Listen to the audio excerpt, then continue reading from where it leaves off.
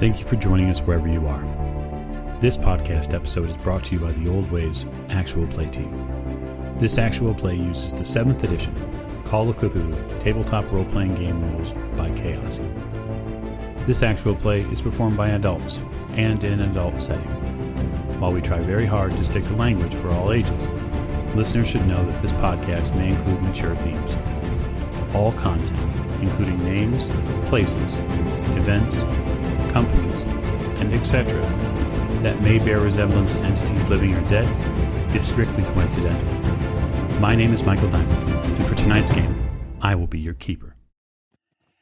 Thank you for joining us again on another episode of the Old Ways podcast. I'm your keeper, Keeper Michael, and we return to the England chapter of Masks of Nyarlathotep tonight with our investigators preparing for what awaits them on the naze.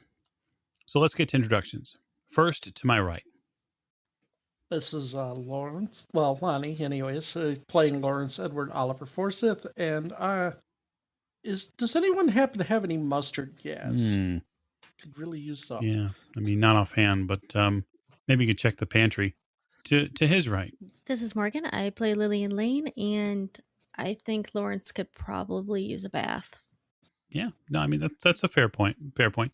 At the end of the table. This is Jake. I'm playing Jack Doyle, and I think we're going to have a polite little discussion with some cult members tonight. Polite, you say. Wonderful. To Jack's right. This is James. I'll be playing Dr. Sigmund Tartenbach. And, well, a polite discussion is right up my alley, so to speak. To the doctor's right. This is Tiffany, and I play Maeve O'Shea, and, no to all of that. Even to the mustard gas. Maybe mustard gas.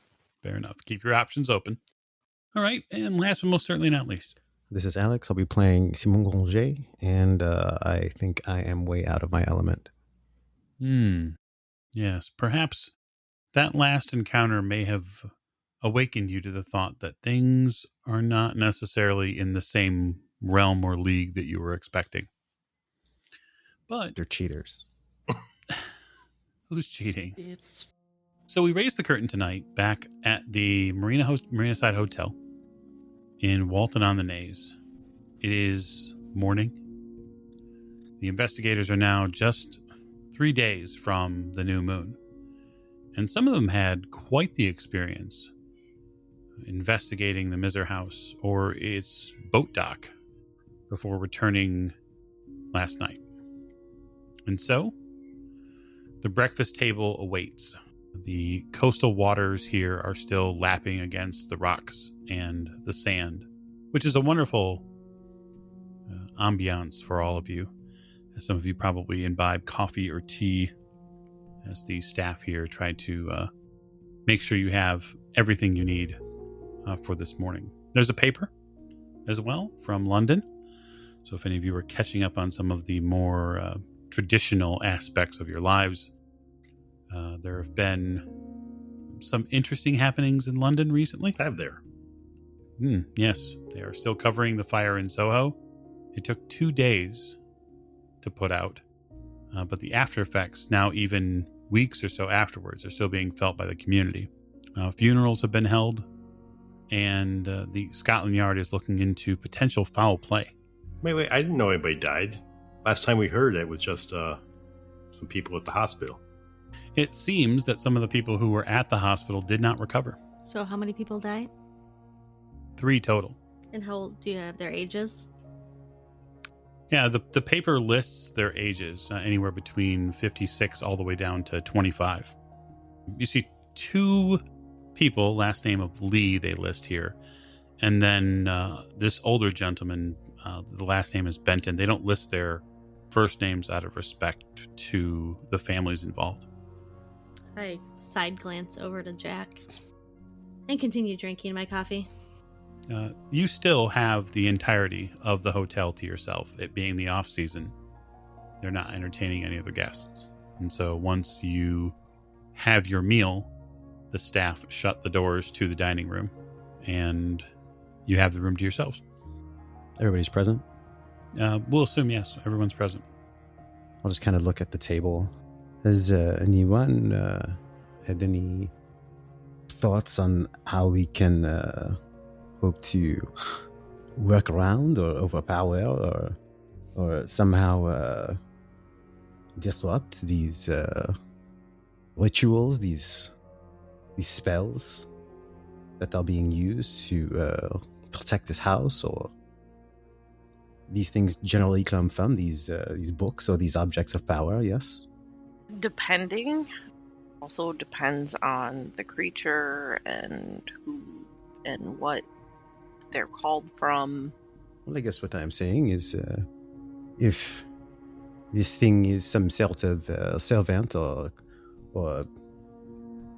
pet of Gavigan, he would have had to drawn it from something, correct? He's not these gifts, these boons from what you called them, gods. Anytime you have something like that, you usually pay a price of some sort. Nothing's for free. But Gavigan would have had to have learned how to call forth this creature, yes? Yes. It might be in his book, but that's why I've been learning to read French. I mean, unless you want to skim through it and see. There are more than one person here who could help look through his own. It is his book, correct? It is what he was using to. Maybe it is not all he has, but he seems to value it. Correct. The only reason I haven't asked one of you is because I don't know what kind of effect it would have on you. We have already agreed to, at this point, risk our lives to see this through. Okay, well, if you want to take time and study the book with me so that I can Bring it here. Bring it here. I'll gesture to the table, clear a spot off. I'll then go to my room and go get it. Okay. She returns with a relatively reasonably sized tome. And even as she sets this book down, you still wonder how Lillian managed to get out of Gavigan's office with it somehow secreted. And for you, Lillian, it probably makes you just a little uncomfortable physically to see the book, knowing what you went through to get it. Yeah. I'm looking over my shoulder at Lillian and after the book comes down, and I'll kind of like gesture for her to come closer. Come closer. That book was as close as it could get to me, like a mother carrying a child. While I may have understanding of the language, I don't. I did not spend time studying subject matters of this kind, so it would be beneficial if you could help me provide some context. She's been tutoring me in French. I have the general gist of the language, so I think together you and I could probably work it out. I mean, I don't know that Lillian really knows any rituals or how to work any spells, but if you would rather her help you, that's fine. What I'm saying is the three of us could work. She used to work with Jacques and Ilya in this academy. You are here, your expertise is required. Yes, I can assist. I have no problem helping out. I will warn you that usually these books say things and require things like of the rituals that you may not be comfortable with. You mean like making promises to gods? More like sacrifices, things of that nature. What I'm looking for specifically, if hopefully some hint about whatever that thing is, if there's a way to send it back or something. We might get an idea of how powerful it is. In the meantime, Monsieur Doyle. Yes. Obviously, is there still the matter of perhaps engagement? I've been thinking about that.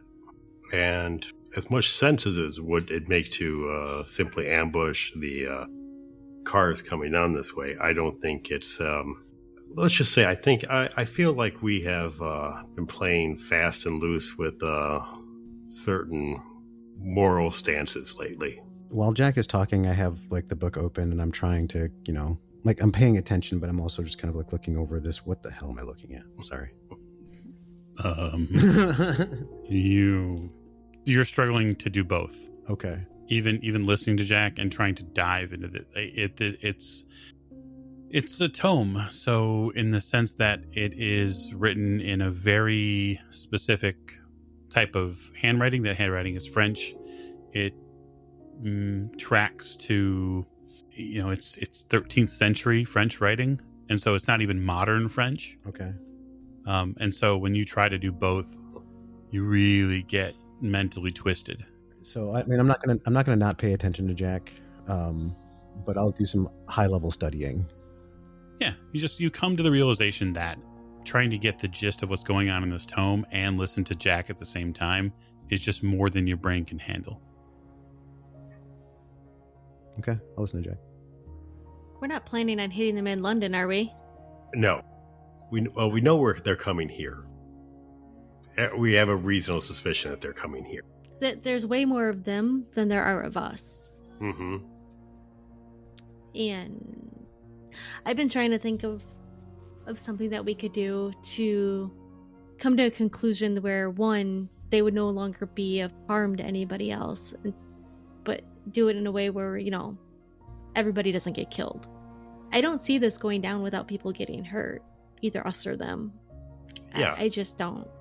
I agree. What I've been thinking is, I say we go out to the Miser house. We know what road they're going to come in on. We check it out. We set up a blockade so that they have to stop.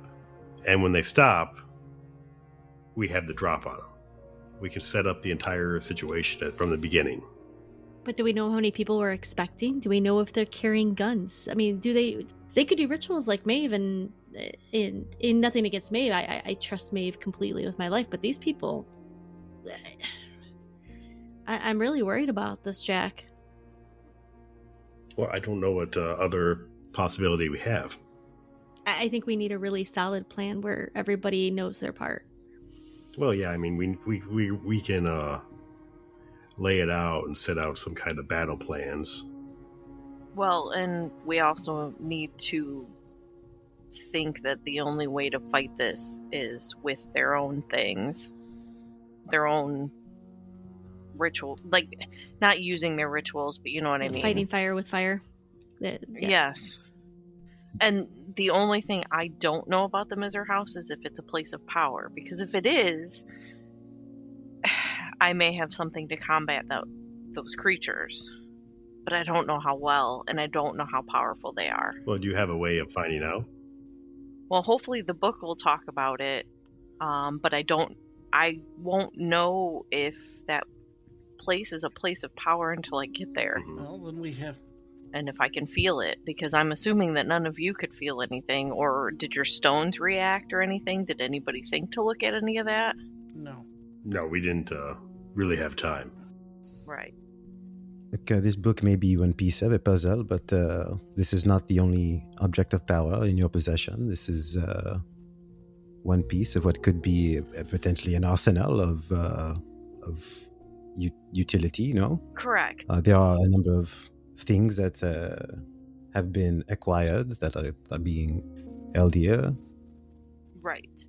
As I said before, I think the scepters are going to help with my power to hopefully maybe be able to overpower. However, the lady that owned them, who knows what else she has? And if she's backing up Gavigan, that's another unknown. What about the knife you're also interested in, or the seashell, or are there books, or there are these spells you said? I've gotten the ones out of the other books that I can. The knife is a knife. It's for killing, so unless it comes down to that, it's not going to give us any more help other than to kill. Well, what are all of these spells do you know? I've heard you speak of this circle, this protection circle. Yes, there's a warding circle. Are you able to siphon, like you talk about the Miser House being a place of power? Are you able to siphon, I don't have a better term for it, but power from somebody? Like a life force type thing, and use that to enhance your spell casting? Like a sacrifice? Not that I've found anything yet. No, I'm not. No, I'm not saying a sacrifice. That's what I heard. Okay. What I'm saying is that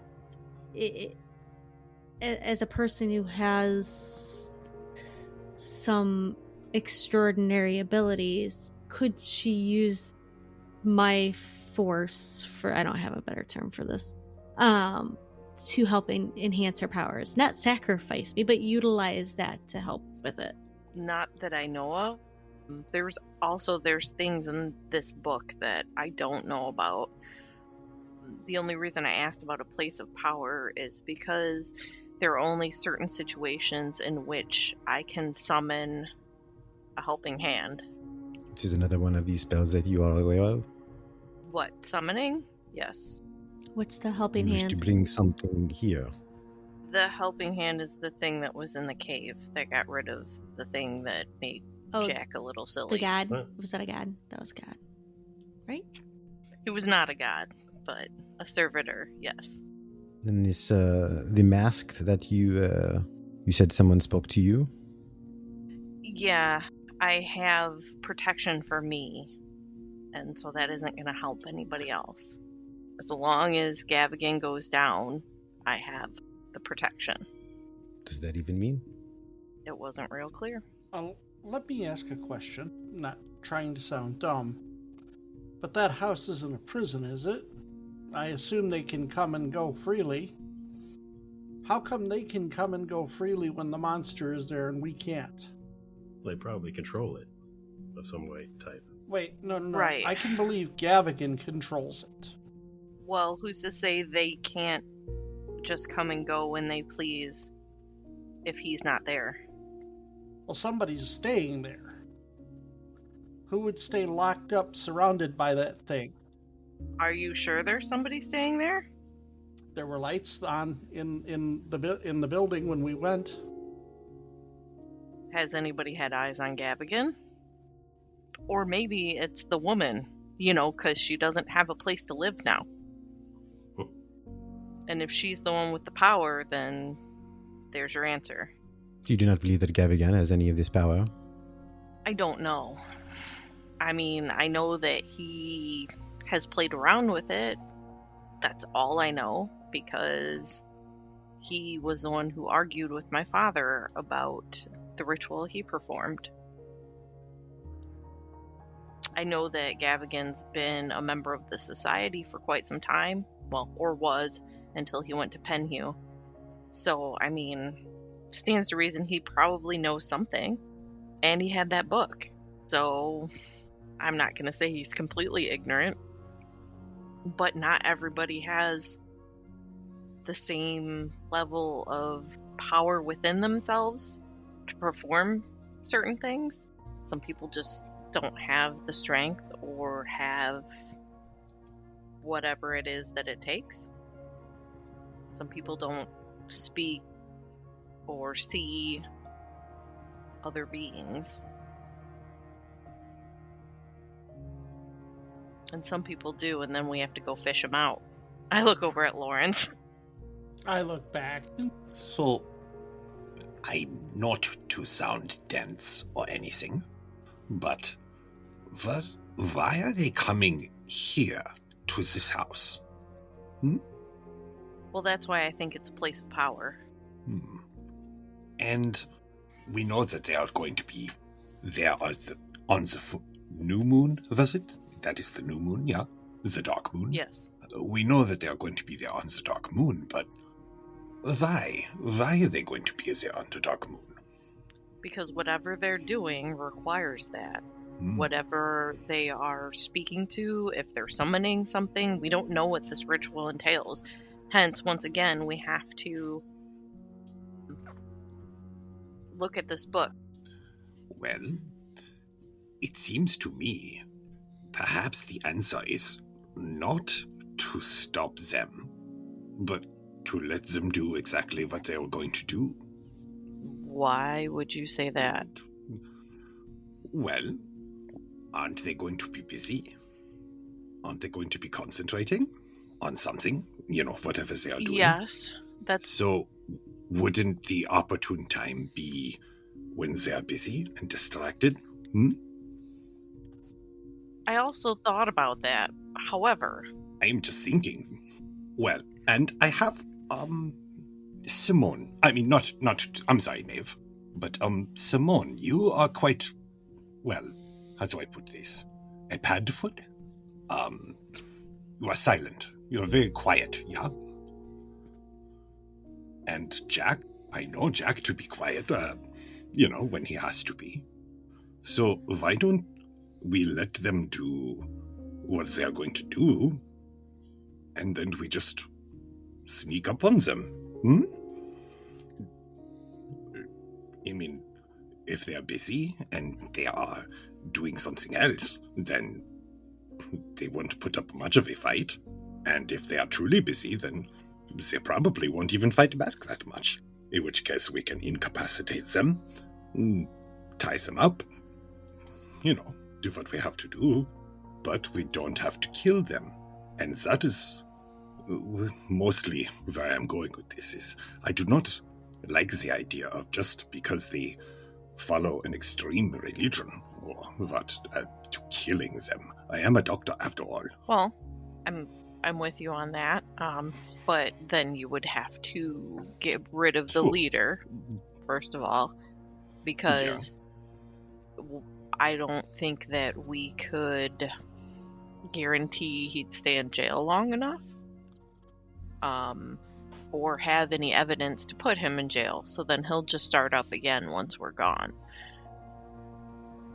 I am a doctor, and I cannot condone the slaughter of innocents, even if they have done bad things. That is what the judicial system is for, yeah? Would you rather condone the ones that they will slaughter instead, as they continue to pursue their worship, their rituals?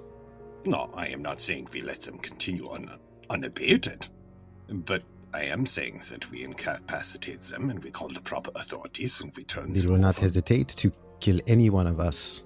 And they've already tried. Yes, Well, that's correct. And as well, you don't think that Gavigan has connections or that the Penhew Foundation has connections to get him out of such situations. So then he can just get more extremists and then start over. Hasn't there already been one attempt on your lives? How Yeah. many people are At dead the- to at the this hotel. cult already that we know of? Right. They're linked to the Egyptian murders. This is all very true, but I think they're sacrificing people for whatever they're doing. And that's the only thing that I worry, which once again we have to look at this book and study it, is that if we let them get that far, we don't know A, how long this ritual takes, B, what comes of it, and if we can even fight that. well, I mean, So, we would obviously not let them finish the ritual, but yes, but you don't know how close they are to finishing if we don't have the actual ritual. Right, and we still have to get past that thing that's guarding their grounds. Right. What makes something a place of power, Maeve? Usually it's a lot of earthquakes. I mean, it's like large mass graves or deaths. I mean, can that make something a place of power? Potentially, depending what you're trying to Accomplish. Yeah. What about the being that Jack and Simone and Lawrence encountered? Could it be a place of power because of that being there? No. That's just extra, That is, or it's something they summoned. yeah, and I mean, unless it was already living there, I mean, because if it is a place of power, it is going to attract said creatures, but then we don't know what kind of deal they made. Oh, because it's always something for something else. Usually when you have an agreement with such creatures, you have an agreement. Like, you have made some kind of agreement usually. I mean, unless it's a win-win, you know what I'm saying? Unless whatever you're offering them to do is also in line with what, Like what they're wanting to do. This would be the Black Pharaoh, yes? Yes, but It is what they serve, it is what they worship. I mean, that's what it looks like. I mean, but that's also what Montgomery Crompton started. So I don't know if it's the same thing. I mean, they're linked, but who knows if... I mean, the giant Black Pharaoh statue was kind of a dead giveaway to me. Well, correct, but I'm just saying we don't know if Gavigan has perverted it in some way to his own, or if he is following the same exact thing that Crompton was doing. And the reason he wanted to know the spell was to stop Crompton from, being a part of it. Let's go over this book, but Doctor, I think it might be worth. I suppose we'll have to retire to your quarters so that we can collaborate. But it might be worth looking over the other things that we have here, whatever items may be of use. Perhaps they could be cataloged, or we can be made aware of what they are capable of. Yeah, basically. Could you draw off the house's power? Like, you don't need to be... Do you need to be on the location to be able to draw that power? Or could you be, like, next to it? Like, outside the fence? Or whatever? I don't know enough about it, to be honest. I have a different question. Does this thing have to be at the new moon? I mean, if they come up every new moon, then whatever they're doing has to be during the new moon, right? Right. That's probably part of the ritual. Assuming new moon, you mean probably the precise moment that it's completely black, right? Right. Couldn't we just slow them down? Make it so they can't get to the house before the new moon? Right. Well, if we do, like, the barricade, like Simone was talking about, so that we have control of the situation from the get-go and they're not even in the house. The thing is we also got to guarantee then that Gavigan and his lady friend don't get through, because they're probably going to be leading this ritual. Everybody else is probably fodder or sacrifices. How many people are we expecting? I mean, because maybe the cars don't all come at one time, so you never know who you're going to get. Well, it's also possible. I was told by the lady who was at the Blue Pyramid Club that Jack and I met was that they went in several cars, and they all left at the same time. Well, if you had several cars with, 5 people in them? I'm just estimating. I mean, that's a lot more people than I think we can handle. Do we have things that we can light something on fire with? Like, is there a general store in the area? Can we go buy some flares or something? You could probably buy... Oh, no, you can't. Wait, can you buy bottles of liquor in London? Oh, yeah, there's no... There's no prohibition. Okay. There's no. No. The beast that attacked you guys is organic. Why don't we just go light it on fire? And that's one thing. Before the 3 days is up. I mean, before the cultists come. Do we have to step over? Was it a big stone? It was a big stone fence, right? That you guys climbed? Yep. Okay. Yep. So, I mean, we don't technically have to step over it. We just have to get our eye on it and be able to shoot something at it. Yes, I mean, the way Simone made it sound was that it didn't appear until you stepped on the land. Well, then we would have to take the chance and do that. But, I mean, that's one thing out of our way then, if we can get rid of that. If it's organic matter, it will burn just like anything. I mean, many of the things that we have battled, we've set on fire. But if we spend our time fighting that, then we give whoever's in the house time to organize a defense. I'm not saying right now. I'm not saying when the ritual is supposed to. I'm saying like right now, today. Not right. We need things, but Right, but he's saying that you're tipping our hand, basically. well, not having seen the land itself, is it wooded there? It's a marsh. It's swampland. So they could see. So when that beast attacked you, those people could see that from the house. I assume so. We could see the lights from the house. It's a multi-story structure. And the grounds themselves weren't marsh. The grounds themselves were fields. How far from the house was the stone fence? I don't remember. I mean, because at this point, what you're telling me is that we've already tipped our hand to them. Potentially, if somebody was actually there, if that creature can communicate with them. I mean, yes or no? Lawrence already said we could be saying the same thing right now, that somebody may or may not be there. So I mean, it's a crapshoot either way. Yes. So my vote would be to go get that thing out of the way before before Gavigan and his people come. So then we have another out. That's just one thing down. Obviously, I can't. I would not be able to do that alone. That would be a group effort. Well, And it is a noble idea, however. Maeve, Yeah. when you summon a creature, if it dies, can you summon it again later?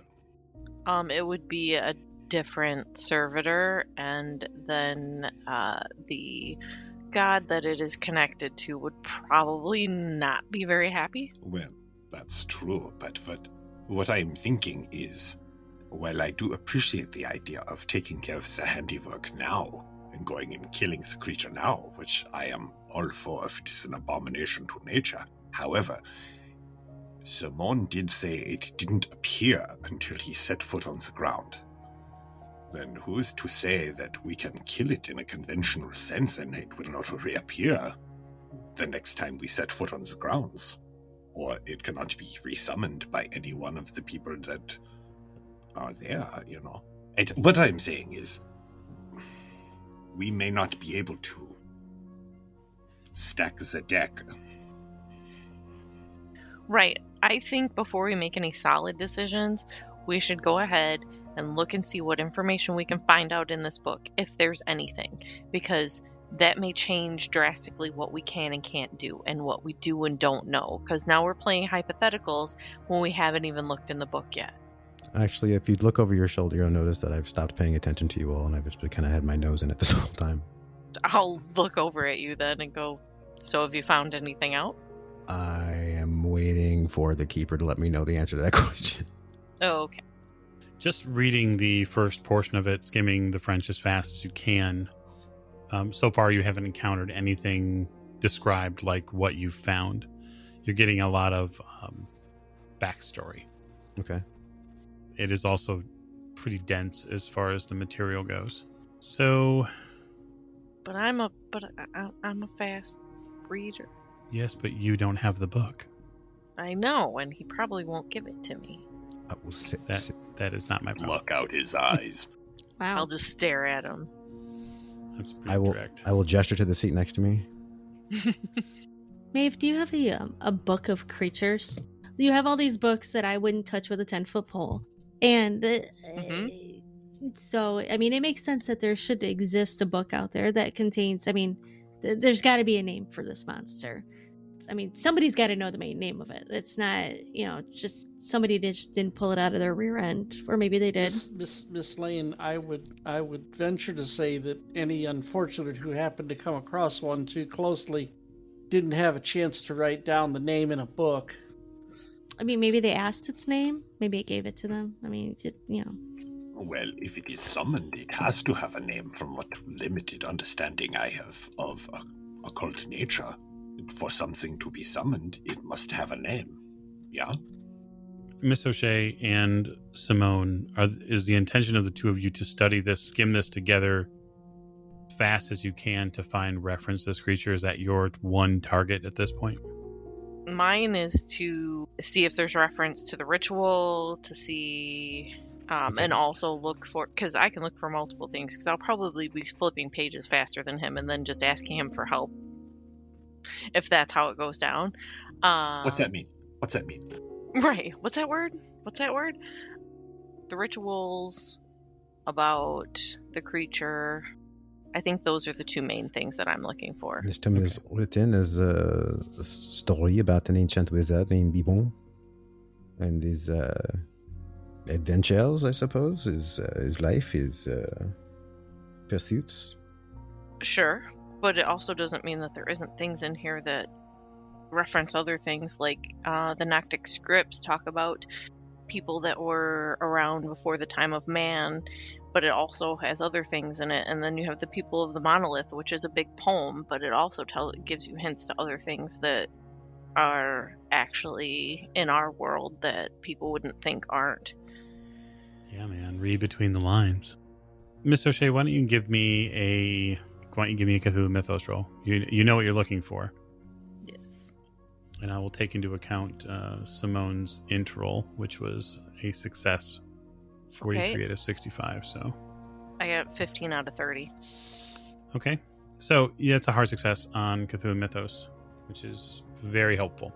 So, what I will say is that given your abilities, Simone, if you ride shotgun on this, we'll say, literary adventure,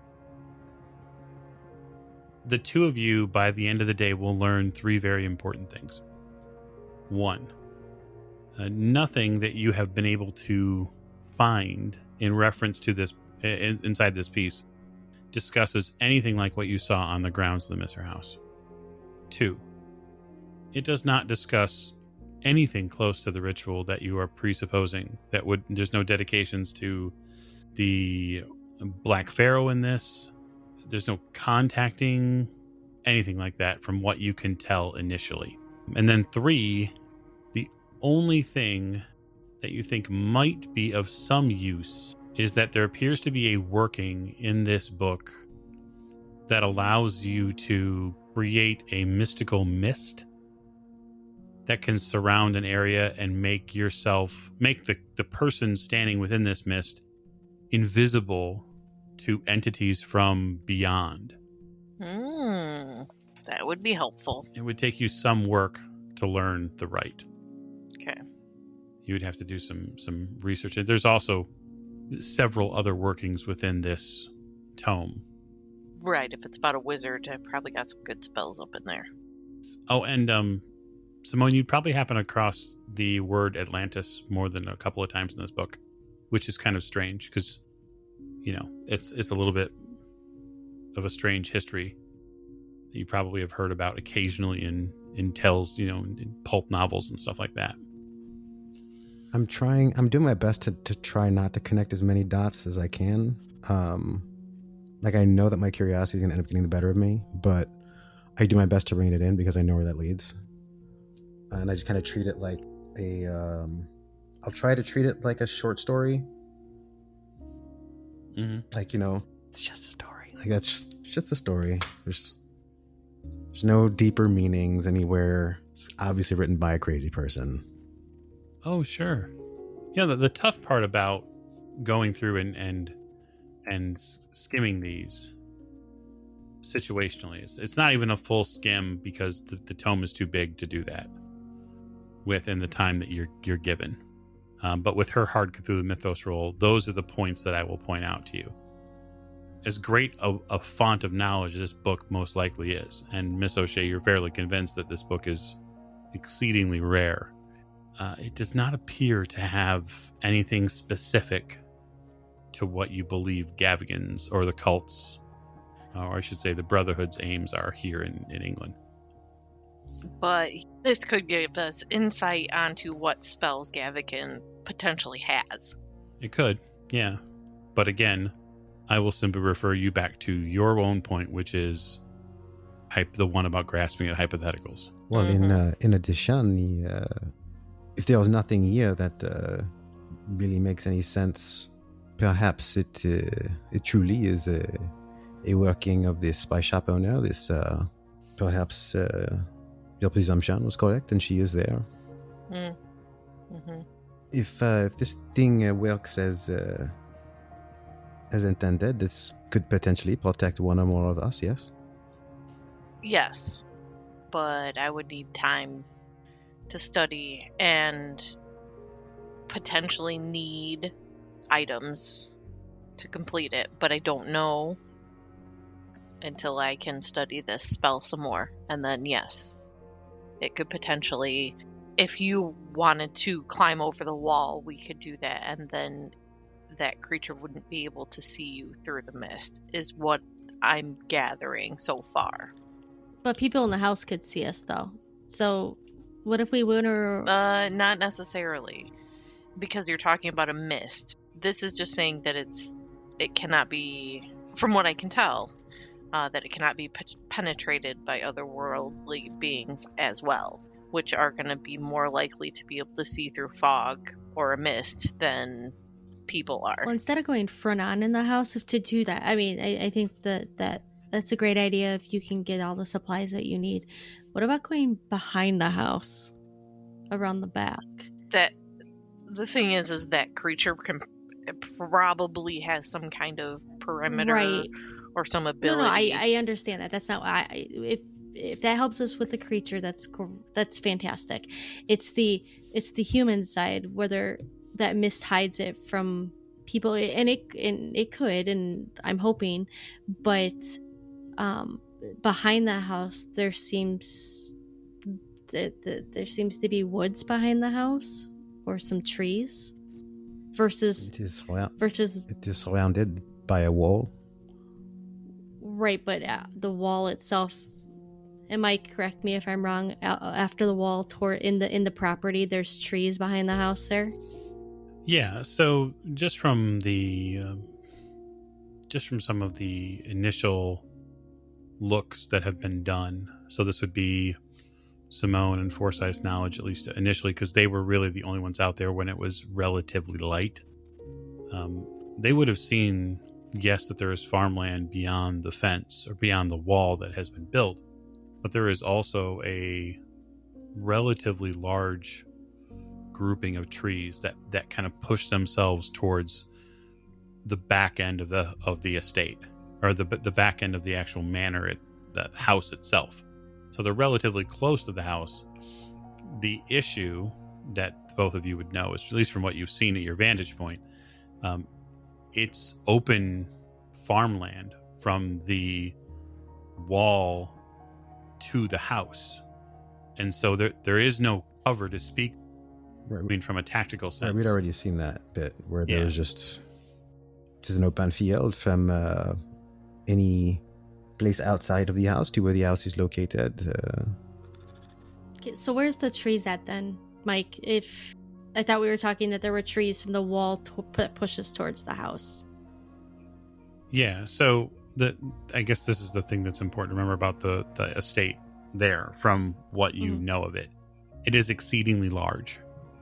So the information that Jack got from his work in the records office was that the estate is rumored to be roughly 6,000 acres. So it's massive. It's a massive piece of land that he has. And a portion of it has been walled off.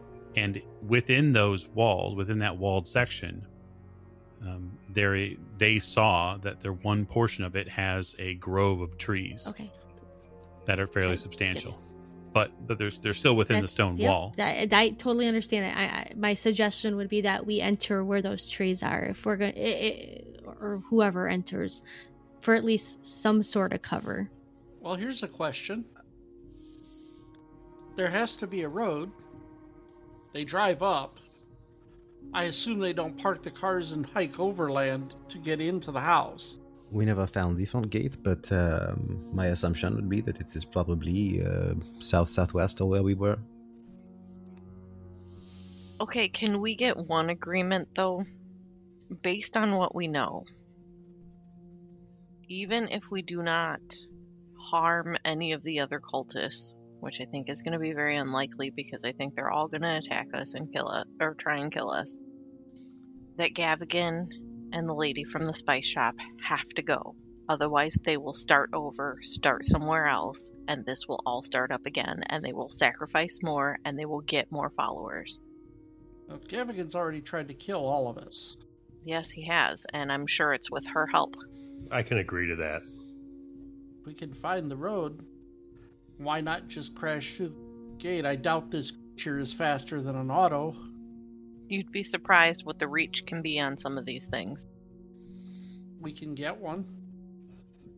Do we have an auto? Then who's going to pay for it when it gets wrecked? I think it's unfair to buy something that expensive to ruin it and look at Lillian like she's supposed to pay it. I think we needed, and thank you, Maeve, I agree with you with that. My father's going to start questioning at some point.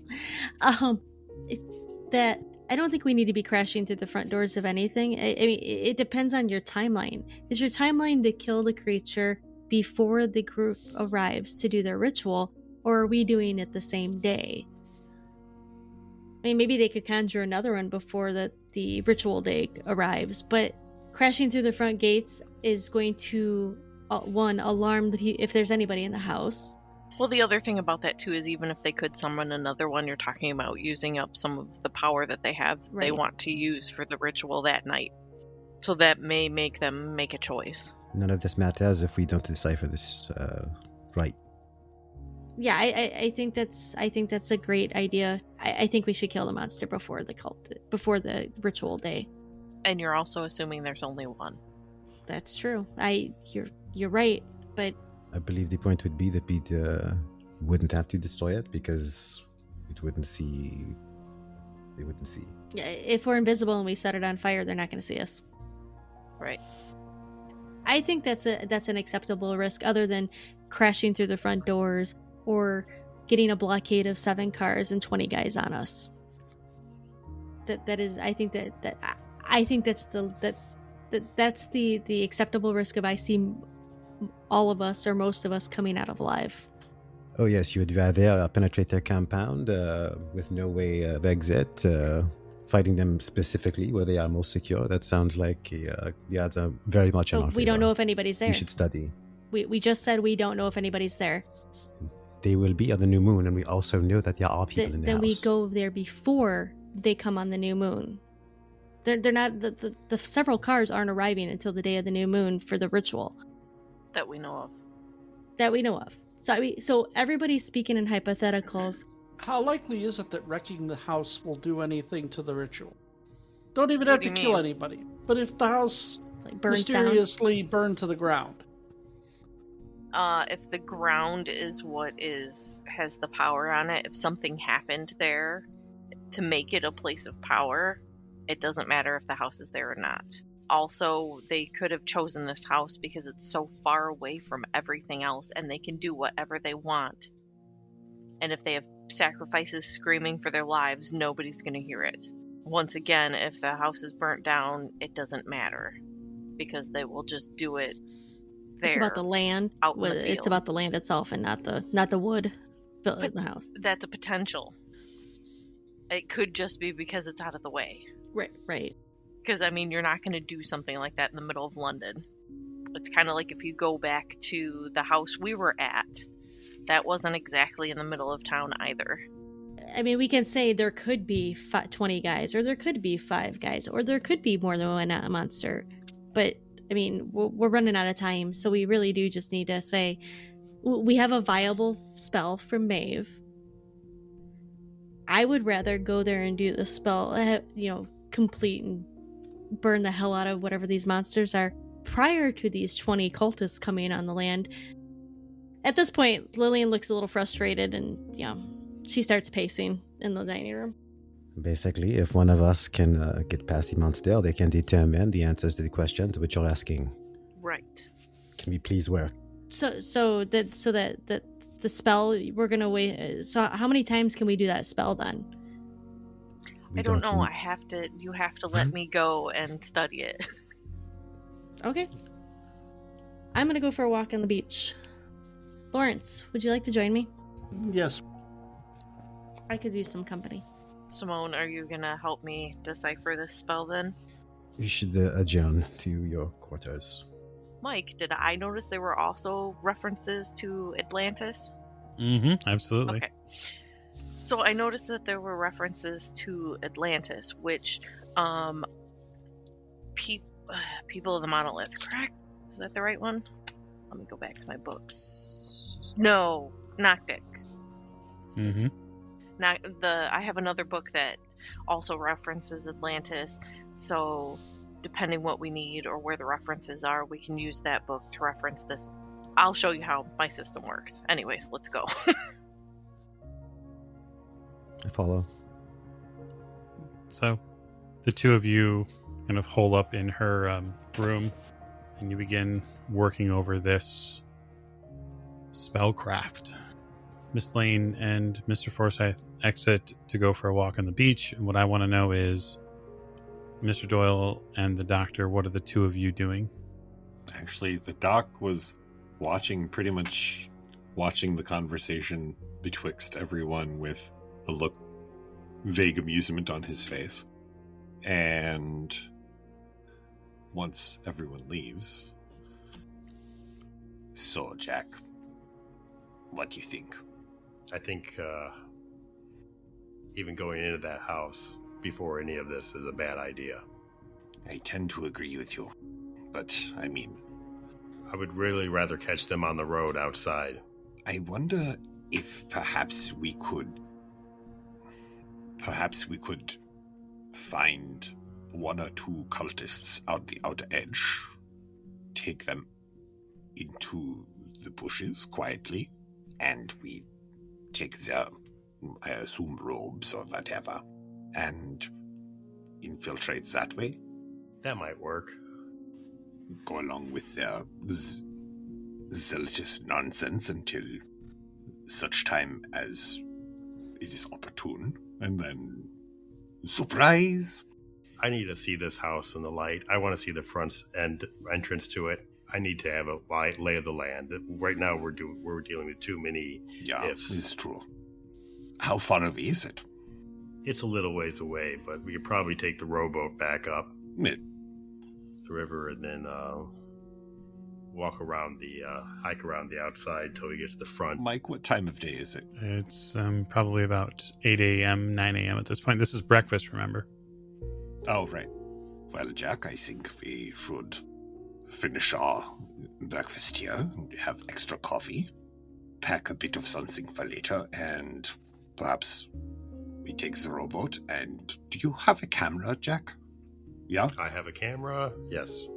Perhaps we take some pictures and we bring them back. Reconnaissance is... You can never have too much information. Exactly. We'll bring a gun, a couple of guns. We'll bring the camera, field glasses, whatever we think we might need. Yeah, and we will go prepared, and we will go take some pictures, yeah. Good idea. I will go get my bag and a few things there, and I will meet you back here in a few minutes. All right, I will do the same. Wunderbar. So the two of you collect a few things, and you head out.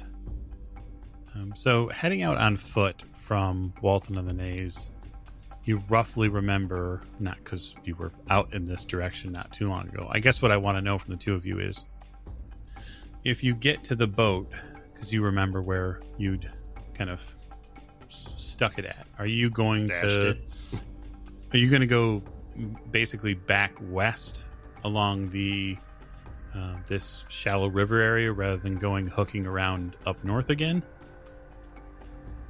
Yeah, I think so. Okay.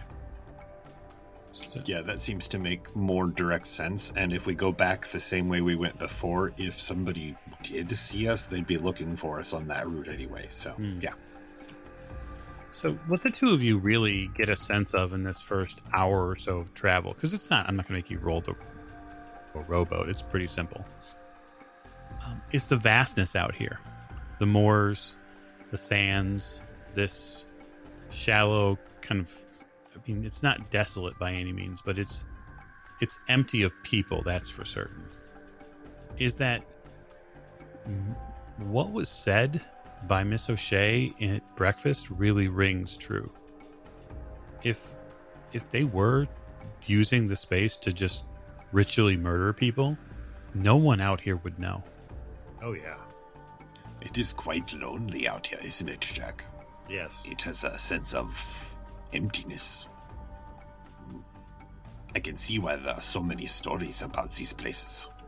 And I bet any tussle that we kick up out here is not going to go completely unnoticed by anybody else. Yeah, there's nothing to hide. And you can see for miles. So the two of you continue back west, and this little tributary of water hooks southwest. Now remember, the water here is very shallow, so probably anywhere between 3 to maybe 5 meters. It wouldn't take a very large boat. The rowboats are about as good as you're going to get. And it forks here. So my question to you is, are you going to go left or right on this fork? What do I remember from our adventure last night? You haven't been in this direction yet. So you're figuring, just by your own sense of navigation, that the right path probably would lead you closer towards the road that leads to the estate. Okay, that's the way we want to go then. Okay. So after another 15 minutes or so, you come to what looks like you're starting to come upon a bridge. And you see that this bridge has a pillar in the middle of it. And it looks like a bridge that can be opened and closed for water traffic. Jack, Oh, okay. Mm-hmm. what do you think about this as what do they call it? A bottleneck? Well, it could work as long as there's not another way to get there, or we need to follow. I think we need to follow this road to the house and see the layout. So Yeah. This might be a good place. This might be a real good place to set up an ambush. why don't you make me... I will make some notes. Why don't you both make me spot hidden rolls? Mr. Doyle, I assume you have your field glasses with you as well? Yeah. All right, you can make a spot hidden roll, and you have advantage. Okay, I got a success. 38 under 80, that is a hard success, sir. So the both of you make out that this bridge has that ability to almost turnstile and allow boat traffic through.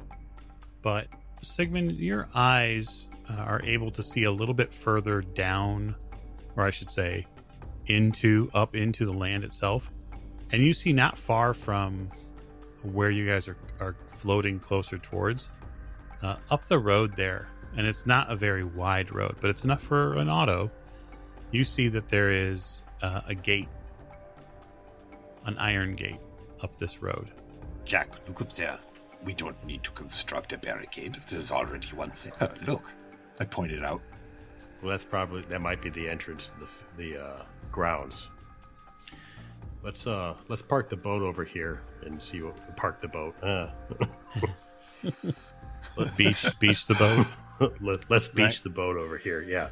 And take a closer look. I agree. All right. I will leave you there for the moment. Miss O'Shea and Simone, in your studies, what I would need from you are intelligence rolls, and they are at hard difficulty.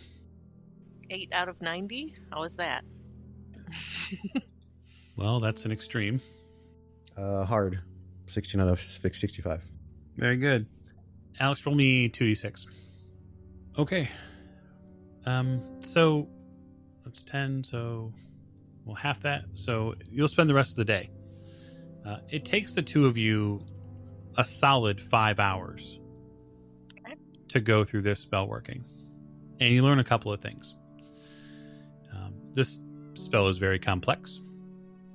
It offers you a potential path, but it is a little mind-boggling to wrap your head around. Not so much necessarily for you, Miss O'Shea, but really, Simone, this is your first delving into anything close to magic, real magic. And so what I'd like to offer the both of you as you go through the process of transcribing and learning it, because while you learn it in French with Simone's help, Maeve. You transcribe it into English for your Right. brain to be able to process. I'd like you both to make me sanity rolls. But it's a hard success with 21 out of 69. That's good. Nope, that's a 63 out of 44. Okay, I'll get back to you in a second. So, Simone, this process is almost a return to church in a sense. There are a litany of invocations to make. So more sermon, less science. Oh yeah. Okay. And you're essentially calling forth a volume of protective mist. And you come to realize that this process is something that your partner here in learning is likely going to be very good at. Her ability to process just from French to English on the paper that she's using is mind-boggling. She eats the process up. There's no way you could get through it in 5 hours without her. It appears that the mist doesn't last very long, and so it seems almost like an incendiary device that would cause a bunch of smoke on the battlefield. Okay. It's stationary? It is. It can be rather large. Yeah, I was going to ask, how big is it? Like, does it speak of its volume? It does. So for game purposes, 10 by 10 by 15 feet. 15 high? Mm-hmm. Okay. And you're figuring that it maybe lasts 30 seconds to a minute, dependent upon wind. So it's more like a smoke bomb that Batman would use. I mean, in the modern sense, yes. What's it discharged from? Like, what's the source? Well, see, that's the curious part. The ritual itself requires you to create a liquid. It gives the ingredients of it. And it seems like most of it is relatively easy to get material, although you will probably have to go herb hunting a little bit for some of the things. But that the person enacting this rite, which, again, seems to be able to fire off instantaneously, they would have to imbibe this liquid, and then the liquid passes back up and out as a clouded exhale. They belch it. Yeah. And the Iban actually makes reference to it being the breath of the dark sea. Sounds appetizing. I'm sure it tastes lovely. Does it mention the flavor at all? It does not. Based on the ingredients, what do I think the profile is? Savory, sweet, spicy? Oh, probably spicy. You actually are a tad concerned that England might not be the best place to find the spices for this. Given the normal flavor palette around here. So that is how you two are spending the majority of the day past breakfast. You'll be into early afternoon by the time you're done with it. And then if you'd like to continue to create the draught, you'll need to spend a little time doing that, which will probably require a chemistry roll of some sort. For you, on the failed sanity roll, Maeve, you lose 2 points of sanity. Oh. What breaks your brain about this is it is yet another reference to not only Atlantis, but you see your first references to this dark sea, where Atlantis supposedly rests, and you begin to see references to creatures called dragoons, large winged beasts of some relatively large size. Yikes. Sounds fun. And so we'll move camera now to the beach, where Mr. Forsyth and Miss Lane are taking a breather from the heavy conversations inside. I link my arm into Mr. Forsyth and kind of look up at him. Sorry if I got a little too loud in there. I don't expect otherwise, Miss Lane. Oh, I'm sure. No offense. You're an opinionated woman. I know. I try not to get upset about things. I see where everybody comes from. I don't want to see anybody get hurt. Any of us. I understand. I have my doubts. Quite frankly, if a man wants to kill you and tries to do it the first time, we should assume that he's going to keep doing it every time after that and that he means business. I'm afraid the doctor doesn't quite understand it. To be honest, I'm a little uncomfortable with just us being okay with killing two human beings and I know they're bad. In self-defense, I totally understand that we need to be able to defend ourselves, but, killing two people just so they don't exist anymore, it doesn't sit right with me. I don't. Maybe I'm just not cut out for this. Maybe not. I hate to sound like your father undoubtedly does, but there's a reason that the men go out and do the fighting. And in my time at West Point, I learned that there's things you fight for. Some people fight for country, some people fight for less important things. But to my mind, these people have killed and ruined so many people. That woman we met, they tried to kill you, everyone else. We've been shot at, we've been stabbed, we've been assaulted by creatures that God has no idea of. I don't prefer things like that, but if they're the source of the threat, they have to be gotten rid of one way or another, because they'll never stop doing it. Yeah, I understand that. Logically, it's just my conscience, and I've been in situations where I've had to do things that were not ladylike and other people would look unkindly at. I mean, I think all of us in this group have done things that in normal circumstances would not be, or approved of. Right. I've been meaning to talk to you outside of, if we can get away from that subject of Gavigan. And I eye you very warily at this point. how are you feeling with your wounds and your injuries? They hurt. They likely will. I'll deal with it. They're not stopping me from doing anything.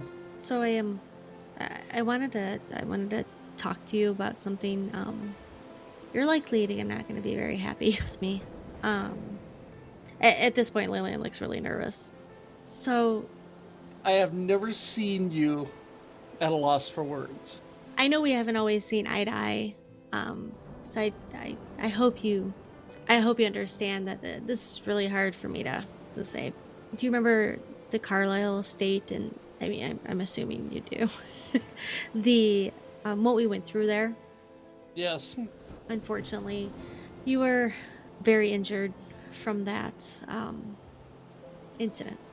Yes, I got shot. During the time, obviously we had cultists all around us, and we were just trying to make it out alive, and it was my gun that shot you in the back. Wait, what?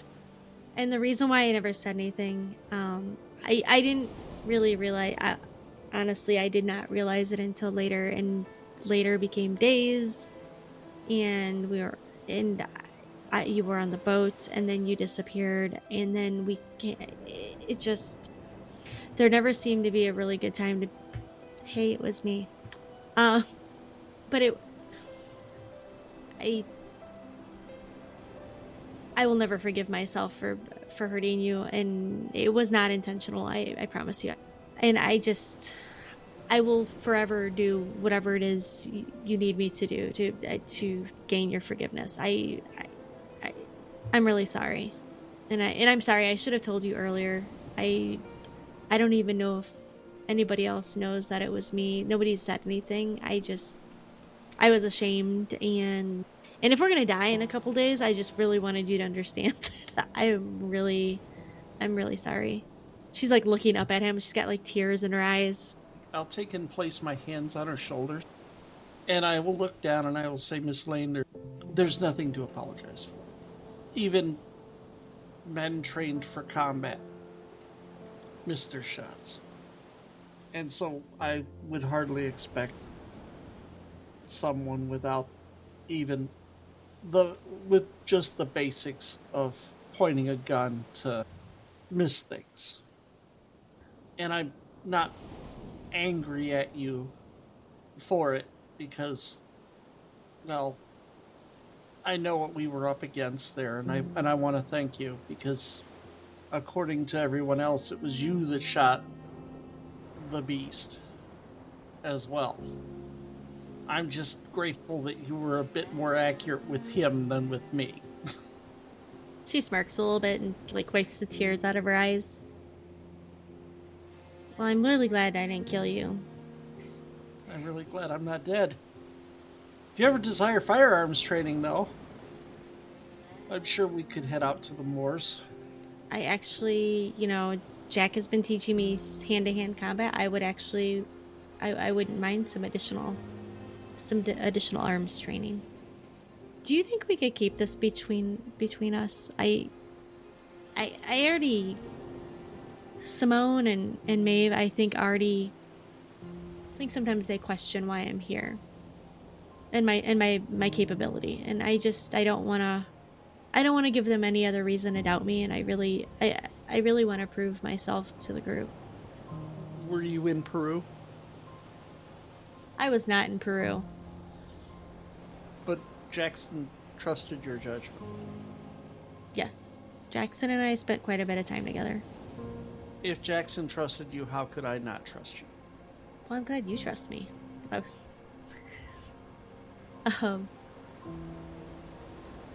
then let's, I guess, we'll just leave this as that, and maybe you help me you help me, better my aim. Absolutely, Miss Lane. You would want that happening a second time, now would we? No, we don't. And that is where I'm going to call this episode. So thank you all for joining us very much. And we look forward to the machinations of our investigators as the new moon draws near. We will see you next week.